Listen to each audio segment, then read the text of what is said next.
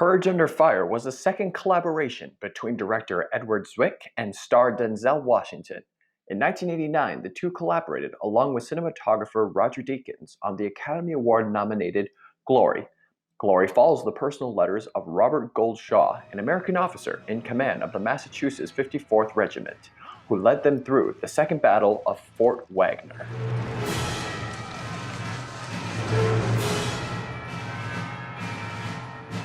Glory stars Matthew Broderick as Shaw, Morgan Freeman as Sergeant Major Rollins, and Denzel Washington as Private Silas Tripp as soldiers in the 1st All-African-American Regiment. Like Courage Under Fire, it explored the racial tensions that divided soldiers and their country.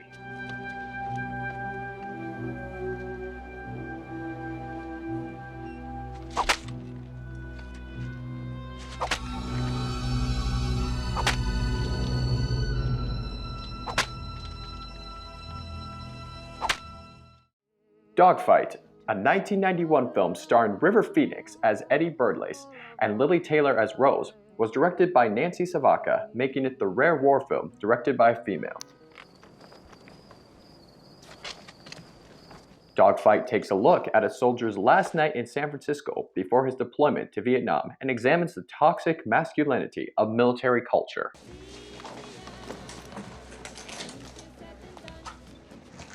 So I'd like to hear.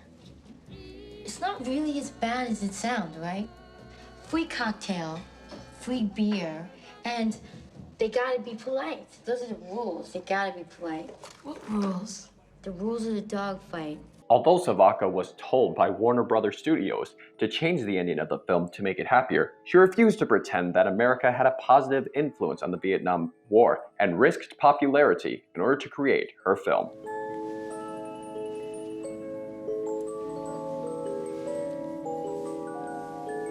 Today it remains largely unseen, but nonetheless a cult classic, and one of the few films in the genre to prioritize and privilege a feminist perspective. Perhaps the most important war film as the century drew to a close was Steven Spielberg's Saving Private Ryan. Set during the invasion of Normandy in World War II, Saving Private Ryan follows a team of men on a special mission to get a mother's last surviving son home from war. A massive box office success, the film is known for the intensity and graphic nature of its opening sequence depicting the Allied assault on Normandy Beach. Spielberg and his crew recreated D-Day with modern techniques and an emphasis on American triumphalism at the end of the 20th century.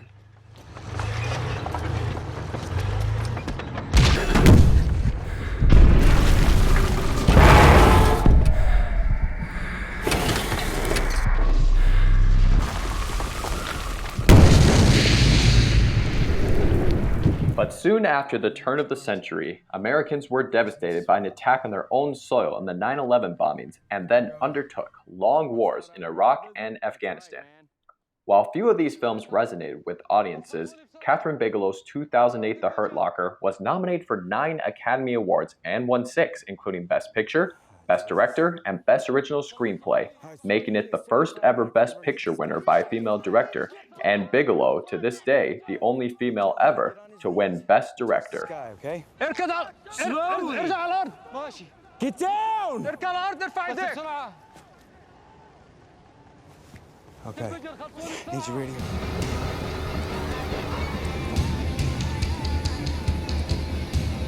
The Hurt Locker is unique as there was constantly 4 cameras filming simultaneously, leaving the editors with almost 200 hours of footage that they had to cut down into a 2-hour film focusing on Jeremy Renner's risk-taking IED expert. Inglourious Bastards is a 2009 revisionist black comedy war film directed by Quentin Tarantino. This big-budget film cost $70 million and was filmed overseas in France and Germany. It took Tarantino from 1988 until 2008 to finish the ending of this film. It tells the story from 2 different sides: Brad Pitt's group of Jewish American soldiers and a woman in cinema trying to kill Hitler.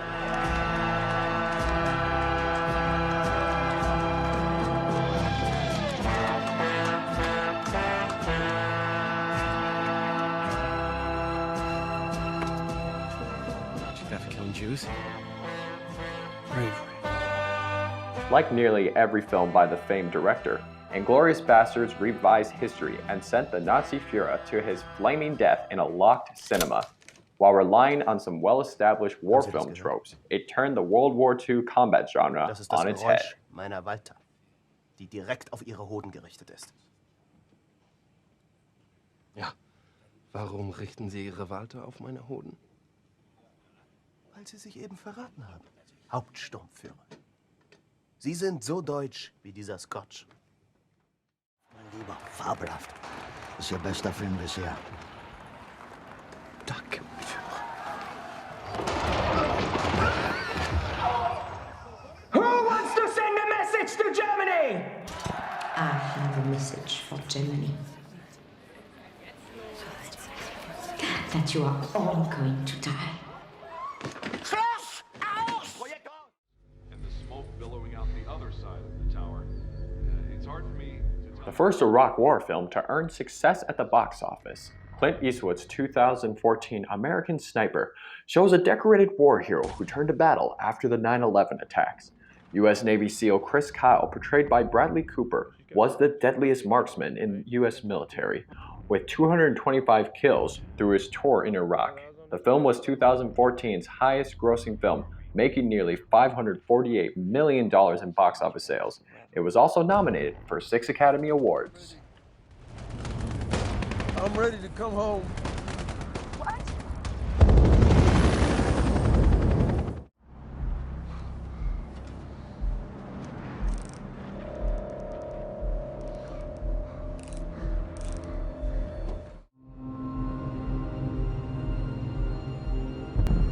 Aim small, miss small.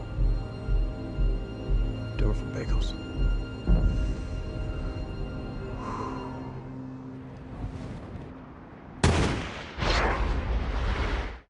But the long wars in Iraq and Afghanistan didn't appeal to movie-going audiences in the 21st century.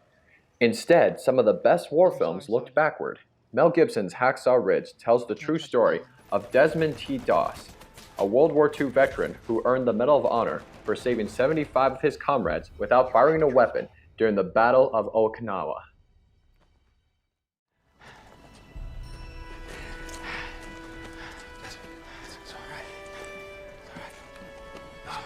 Desmond. Easy. Whoa. Here, come on.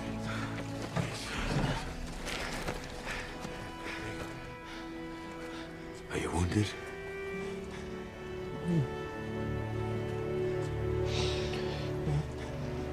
No. Well, no, sir. I'm a conscientious cooperator.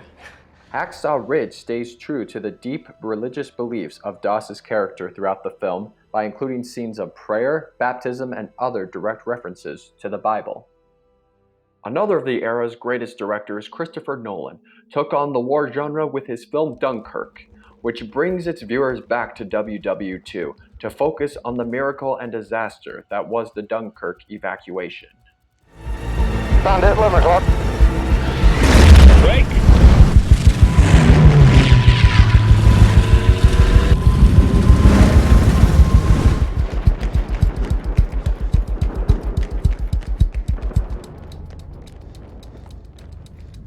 The Dunkirk evacuation occurred in northern France after German forces surrounded and trapped over 400,000 British and French troops on the beach.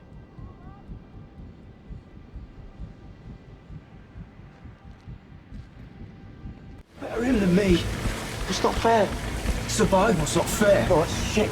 Civilian ships were called across the English Channel to retrieve soldiers. Churchill called it a colossal military disaster.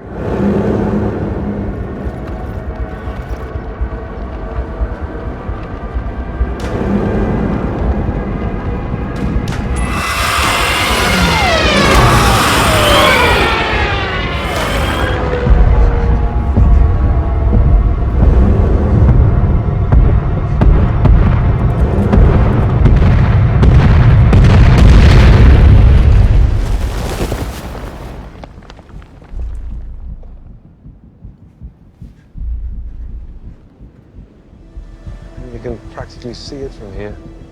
What? Home.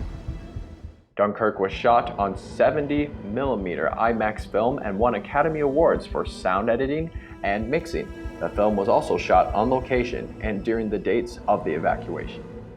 But World War II was not the only war to yield new stories. New Zealand's Peter Jackson created the documentary They Shall Not Grow Old from old footage from the Imperial War Museum's archives and audio interviews from the British Broadcasting Corporation. The adjutant walked down the lines and gave an order that every man under the age of 19 should take 2 paces forward. Nobody moved. I was a lad of 17, and they'd probably say I wasn't 19, which you had to be to join up. But he says, how long do you want to sign on for? Everybody else was joined up, so I went into the recruiting office. He said to me, how old are you? I said, 17, sir. Well, he said, go outside and come back and say you're 18. So, of course, I went outside and said we're 18. Went straight up to 3/400. The sergeant said, how old are you? I said, I'm 18 and 1 month. He said, you mean 19 and 1 month? So I thought a moment. I said, yes, sir. He said, right, sign here, please. He asked me how old I was, and I said I was 16 in March. Oh, he said, you're too young. You better go outside and have a birthday. I was 16 years old in 1917, and I was 6'2" tall, and my father allowed me to go. So I entered my age as 19 years old, 3 years older than what I really was. We were relieving men of the 28th Division, and as they passed us, we would say, what's it like up there? The reply invariably came back, bloody awful, mate. The old sweats coming back, got their tails up all right, but I didn't know what to expect, just hadn't a clue. Most of the footage used for the film was colorized and transformed in editing to make the events seen on screen feel similar to the soldiers' stories being told. We marched all through the night, and it got so bad that your officers at the side pushing men back into line who were straggling out, and your legs just seemed to go automatically forward. I had the feeling that we were walking in our sleep.